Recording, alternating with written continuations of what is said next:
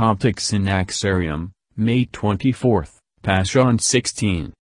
The commemoration of Saint John the Evangelist and Apostle. On this day the Church commemorates Saint John the Evangelist and his preaching in Asia Minor, the city of Ephesus, and the cities that are around it. Commemorates the afflictions that he suffered, and what befell him from the evil men who worshipped idols until he brought them to the knowledge of God and delivered them from the error of Satan by his teachings. The miracles that God performed through him. The writing of his gospel, uttering in it with the eternity of the Son and his incarnation.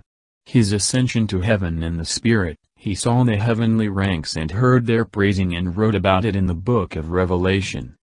This was during the reign of Emperor Domitian, when he exiled St. John, after he placed him in a cauldron filled with boiling oil, and was not harmed, to the island of Patmos, where he wrote the book of Revelation. After Domitian had been killed in the year 96 AD, St. John returned to Ephesus.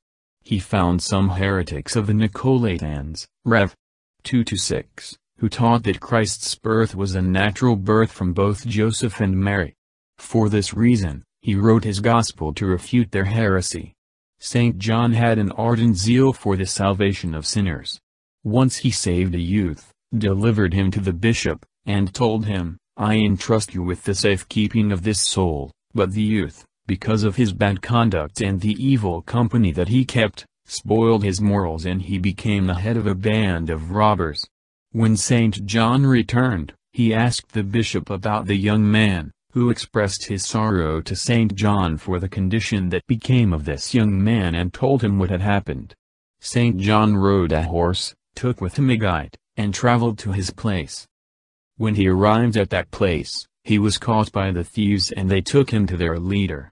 When the leader saw St. John, he knew him, and was ashamed and tried to flee.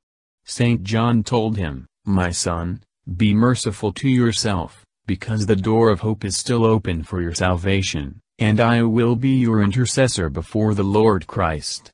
Then, the young man wept, returned repenting, and St. John administered to him the Holy Communion to strengthen him.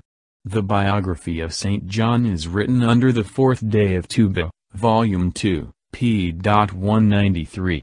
This feast is a commemoration for his evangelism, and also because on this day a church was consecrated after his name in the city of Alexandria.